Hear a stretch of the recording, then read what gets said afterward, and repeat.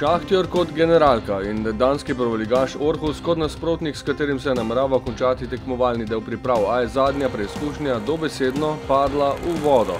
Prvo deževje v 13 dneh bivanja v Beleku, a tako močno, da tekme ni bilo mogoče izpeljati. Da se ne obeta nič dobrega, je bilo zaznati že ob bujenju v turški pripravljalni bazi.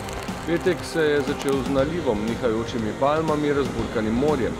Čez dan so se vremenske razmere umirile, tekma proti Orhusu se je vendarle začela v predvidenem terminu, a ni bila končana. Po 12 minutah in 30 sekundah igre ob rezultatu 0:0 se je dopoldanska nevihta stopnjevala, švigale so strele, med močnim deževjem se usula tudi toča.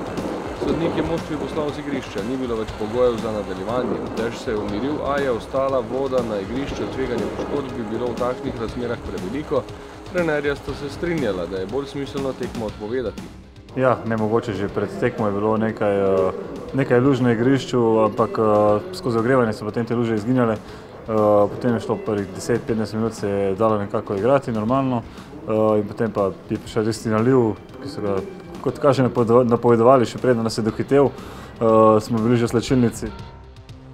Avtobus je odpeljal nogometaše nazaj v hotel, namesto tekme so opravili vadbo v fitnesu. Nepričakovano vmešavanje višje sile ni pokvarilo razpoloženja in zmanjšalo delovne vneme. Odpoved prav tako ne bo vplivala na zaključek predvidenega programa. Doslej je bilo opravljenega toliko dela, da ostaja ocena priprav odlično.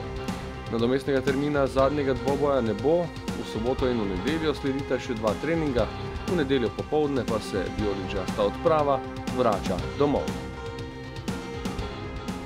V teh 14 dnevih in nasploh v celotnih pripravah mislim, da se ne moramo preteževati. Mislim, da je to bil en boljših priprav nasploh, takšna sreča z vremenom in s pogoji, kakršne smo bili deležni že v Mariboru, potem v Moravskih Toplicah in tukaj v Beleku, v Turčiji.